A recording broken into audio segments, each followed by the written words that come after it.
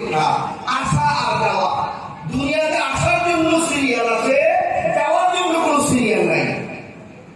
সেই দেশে জ্ঞানী লোকের জন্ম হয় না। আমরা দুনিয়া শুরু থেকে নিয়ে আউয়াল থেকে নিয়ে মানুষ আসবে আর যাবে।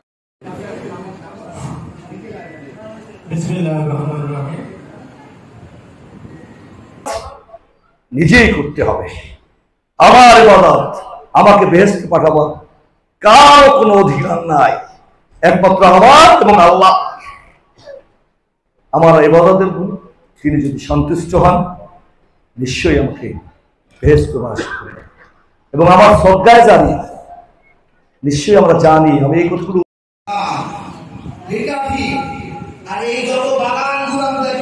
পুনরুল্লেখ করতে চাই এই কারণে যে মীমাংসিত বিষয়গুলো আমরা আর আলোচনা করব না। আমরা 17 বছর এই ক্যাম্পাসে একটি ইটও পড়েনি। ছোট্ট করে কয়েকজনের আলোচনা শুনতে চাই।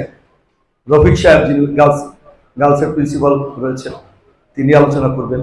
আমাদের সরকারি কলেজের প্রিন্সিপাল সাহেব আলোচনা করবেন। আল্লাহ তাআলা আমাদেরকে দয়া করে মায়া করে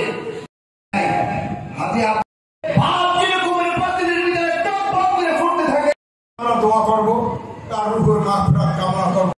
ছোটকালে আমি শুনছি খাওয়ানো লওয়ানো মাধ্যমে শেষ পর্যন্ত একটি কলেজ কতভাবে তিনি অকাতরে দান করেছেন, আমরা আজকে সেটাই আলোচনার বিষয়। একজন মুসলমান হিসেবে পথ চলতে পারে এবং মানব কল্যাণে নিবেদিত করতে পারে। যতটুকু সুযোগ আল্লাহ তাআলা দিবে আমি সর্বোচ্চ উজাড় করে দিয়ে আমি চেষ্টা করব আমার সন্তানরা তারা আমাকে এই পথেই, আমার স্ত্রী সন্তান এই পথে আগাবার জন্য বারবার বলছেন। আল্লাহ তাআলা তাদের সুশিক্ষিত করুক, শুধু ইঞ্জিনিয়ার অথবা ডাক্তার না করে নৈতিক শিক্ষা, ধর্মীয় শিক্ষা।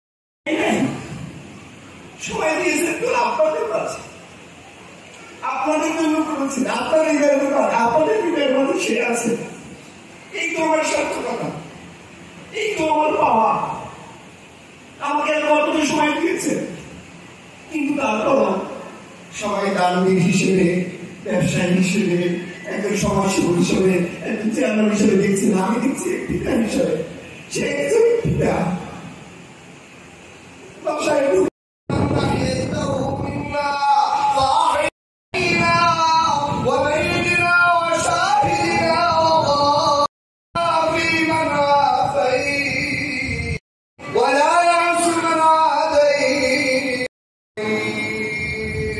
Allah